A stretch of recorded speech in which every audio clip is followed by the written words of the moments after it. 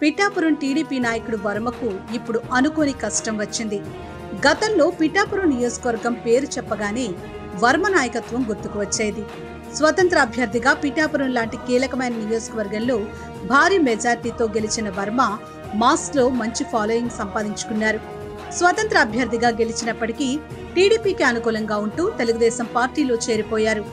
2024 ఎన్నికల ముందు వరకు పిఠాపురం నియోజకవర్గానికి వర్మ తెలుగుదేశం పార్టీ అభ్యర్థిత్వం దాదాపు ఖరారైంది. అయితే చివరి నిమిషంలో కూటమి పొత్తులో భాగంగా పవన్ కళ్యాణ్ పిఠాపురం నియోజకవర్గం నుంచి పోటీకి దిగడంతో వర్మకు రెడ్ సిగ్నల్ పడింది. దీంతో వర్మను పక్కన పెట్టి పవన్ కళ్యాణ్ జనసేన పార్టీ అభ్యర్థిగా బరిలోకి దిగి మంచి మెజార్టీతో గెలిచారు. తర్వాత ఉప ముఖ్యమంత్రి అయ్యారు. అయితే ఇప్పుడు వర్మ రాజకీయ భవితవ్యం మీద నీలి నీడలు కమ్ముకుంటున్న వేళ ఏం చేయాలో తెలియక వర్మ అయోమయానికి గురవుతున్నట్లు తెలుస్తోంది. తెలుగుదేశం పార్టీకి పిఠాపురం నియోజకవర్గంలో మంచి కేడర్ను సంపాదించి పెట్టిన వర్మ పవన్ కళ్యాణ్ రాకతో ఇప్పుడు అక్కడి నుంచి వేరే నియోజకవర్గానికి వలస వెళ్లాల్సిన పరిస్థితి ఏర్పడింది. పవన్ కళ్యాణ్ వచ్చే ఎన్నికల్లోనూ పిఠాపురం నుంచి పోటీ చేసే అవకాశం స్పష్టంగా కనిపిస్తూ ఉండడంతో వర్మ రాజకీయ భవితవ్యం బాగుండాలి అంటే నియోజకవర్గం మారక తప్పని పరిస్థితి ఏర్పడింది. మొదట్లో కూటమి స్నేహంలో భాగంగా వర్మకు తగిన ప్రాధాన్యం ఇచ్చిన జనసేన మెల్లగా వర్మ ప్రాబల్యాన్ని తగ్గిస్తూ వచ్చింది. దీంతో ఇప్పుడు నియోజకవర్గంలోనూ వర్మ పేరు చెబితే పనులు కూడా అవ్వని పరిస్థితి ఉంది. దీంతో తెలుగుదేశం పార్టీ కేడర్ మెల్లగా జనసేన వైపు టర్న్ అవుతున్నారు.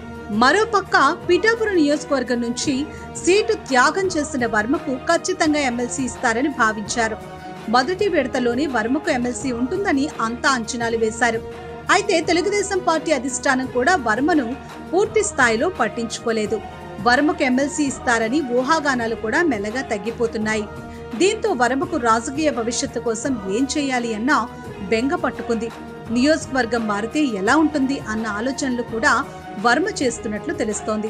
అయితే తెలుగుదేశం పార్టీ అధిష్టానం నియోజకవర్గ మార్పుపై వర్మకు సానుకూలంగా స్పందన ఇస్తుందా లేక వ్యతిరేకంగా మారుతుందా అన్నది అర్థం కాని విషయం అని రాజకీయ నిపుణులు చెబుతున్నారు. కాకినాడ రూరల్లో పిల్లి అనంతలక్ష్మి దంపతులు తెలుగుదేశం పార్టీ నుంచి దూరంగా జరగడంతో కాకినాడ రూరల్లో తెలుగుదేశం పార్టీకి ఖాళీ ఏర్పడే అవకాశం ఉంది. అలాగే పిఠాపురంకు ఆనుకుని ఉన్న ప్రత్తిపాడు నియోజకవర్గం పైన వర్మ ఆలోచిస్తున్నట్లు కనిపిస్తోంది.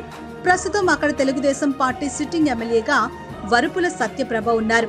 మరి ఆమెను పక్కన పెట్టి వర్మకు తెలుగుదేశం పార్టీ అధిష్టానం ప్రాధాన్యం ఇస్తుందా అన్నది అర్థం కాని ప్రశ్న అని తెలుగుదేశం పార్టీ నాయకులు చెబుతున్నారు. దీంతో ఇప్పుడు వర్మ ఎలాంటి నిర్ణయం తీసుకుంటారు అన్నది ఆసక్తికరంగా మారుతుంది.